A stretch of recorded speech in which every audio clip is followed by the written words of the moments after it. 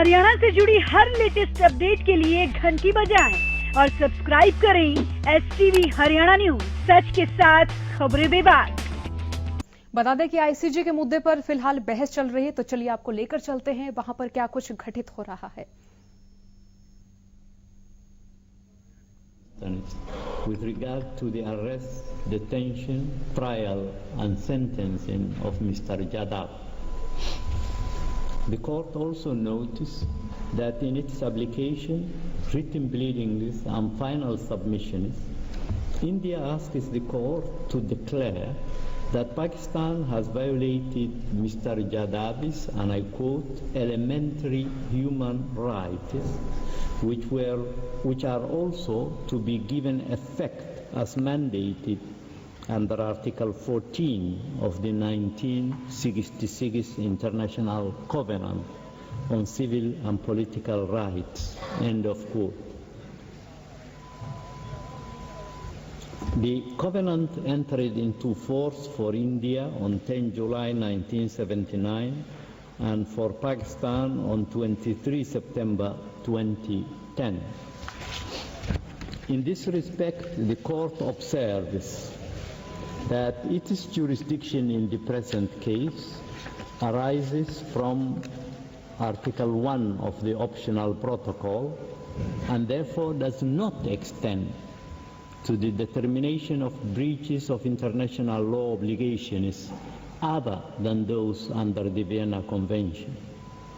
This conclusion does not preclude the court from taking into account other obligations under international law insofar as they are relevant to the interpretation of the Vienna Convention. In light of the foregoing, the court finds that it has jurisdiction under Article 1 Convention of the optional protocol to entertain India's claims now based on alleged violations of the Vienna Convention.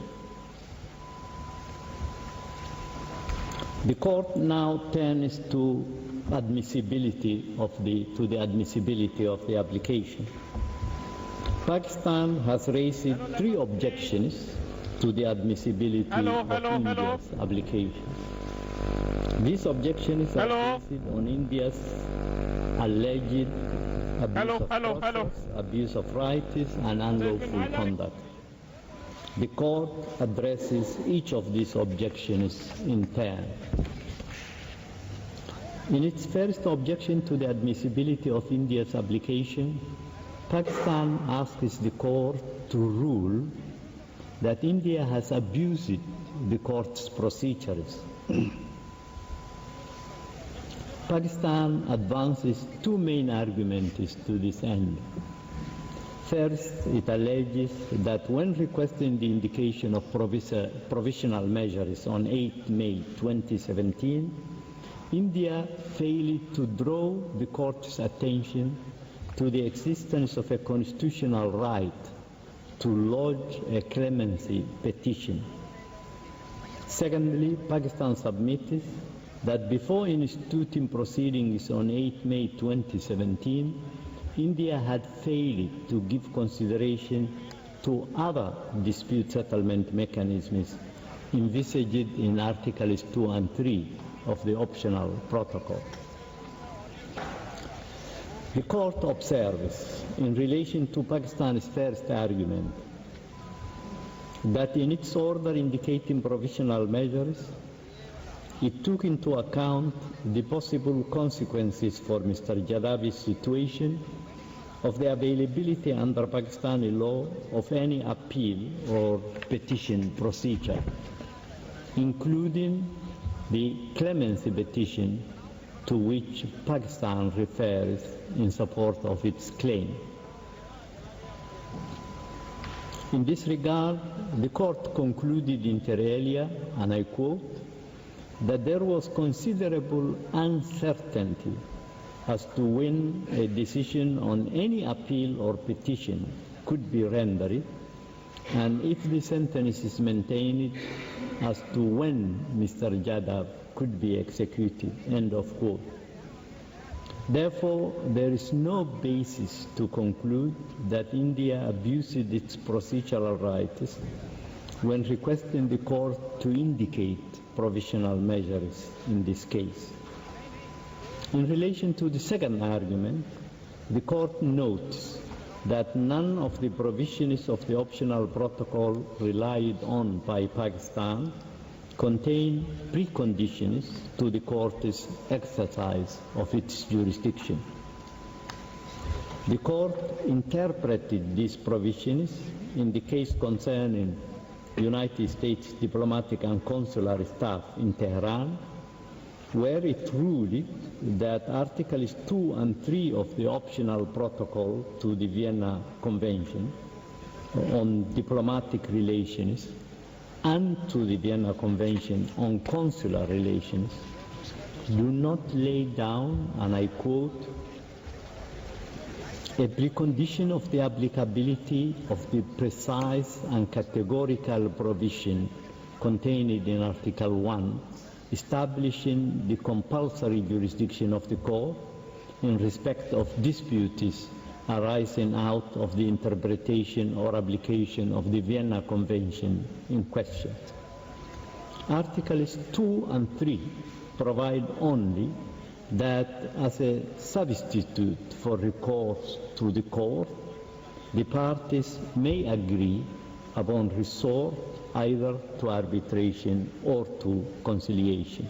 End of quote.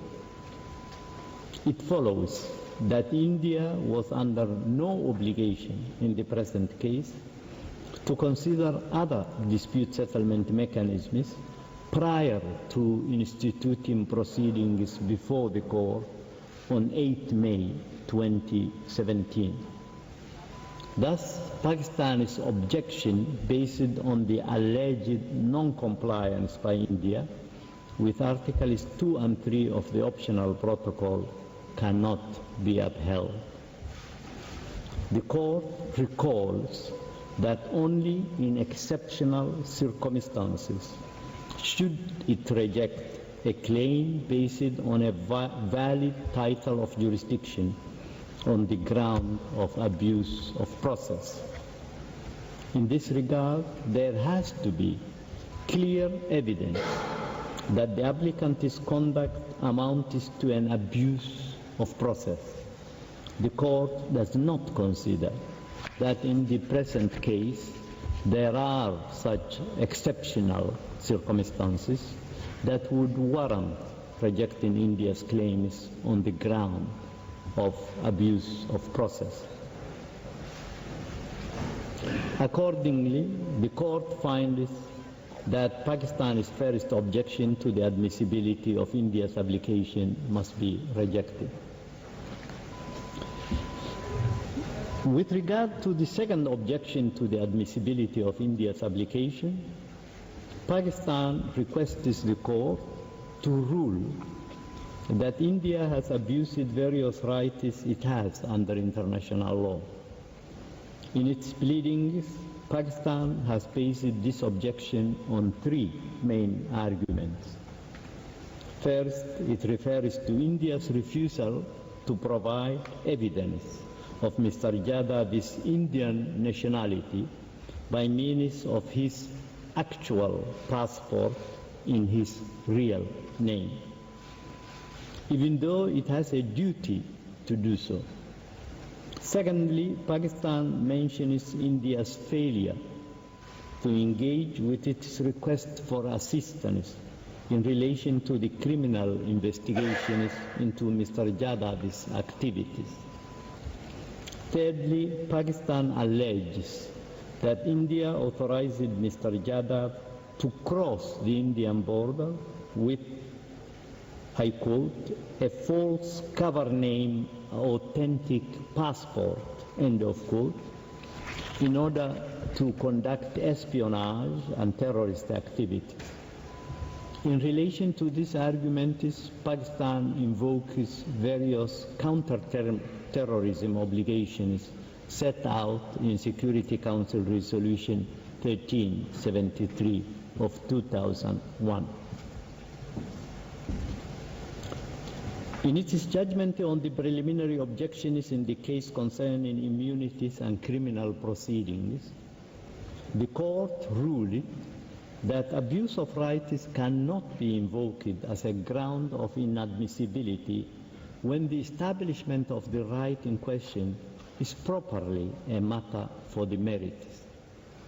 The court notes, however, that by raising the argument that India has not provided the court with the actual passport in Mr. Jadav's real name, Pakistan appears to suggest that India has failed to prove Mr. Jadav's nationality. This argument is relevant to the claims based on Article 36 of the Vienna Convention in relation to Mr. Jadav, and therefore must be addressed at this stage. In this respect, the court observes that the evidence before it shows that both parties have considered Mr. Jadav to be an Indian national. Indeed, Pakistan has so described Mr. Jadav on various occasions, including in its letter of assistance for criminal investigation against the Indian national Kulbhushan Sudhir Jadhav, addressed by the Ministry of Foreign Affairs of Pakistan on 23 January 2017 to the High Commission of India in Islamabad. Consequently, the court is satisfied that the evidence before it leaves no room for doubt that Mr. Jadav is of Indian nationality. As already indicated, the second and third arguments advanced by Pakistan in support of its second objection to the admissibility of the application are based on various alleged breaches of India's obligations under Security Council Resolution 1373 of 2001. In particular, Pakistan refers to India's failure to respond to Pakistan's request for mutual legal assistance with its criminal investigations into Mr. Jadav's espionage and terrorism activities, as well as the issuance of what Pakistan describes as, and I quote, a false cover name, authentic passport, end of quote. The court observes that, in essence, Pakistan seems to argue that India cannot request consular assistance with respect to Mr. Jadav, while at the same time it has violated other obligations under international law as a result of the aforementioned acts. While Pakistan has not clearly explained the link between these allegations and the rights invoked by India on the merits, it is the court's view that such allegations are properly a matter for the merits and therefore cannot be invoked as a ground of inadmissibility. For these reasons, the court finds that Pakistan's second objection to the admissibility of India's application must be rejected. The second and third arguments advanced by Pakistan will be addressed later when dealing with the merits. The court now turns to the third objection to the admissibility of India's application, whereby Pakistan asks the court to dismiss the application on the basis of India's alleged unlawful conduct. Relying on the doctrine of clean hands and the principles of ex turbi causa non oritur actio and ex injuria jus non oritur, Pakistan contends that India has failed to respond to its request for assistance with the investigation into Mr. Jadav's activities, that it has provided him with, I quote, a false cover name, authentic passport, end of quote, and more generally, that it is responsible for Mr. Jadavi's espionage and terrorism activities in Pakistan.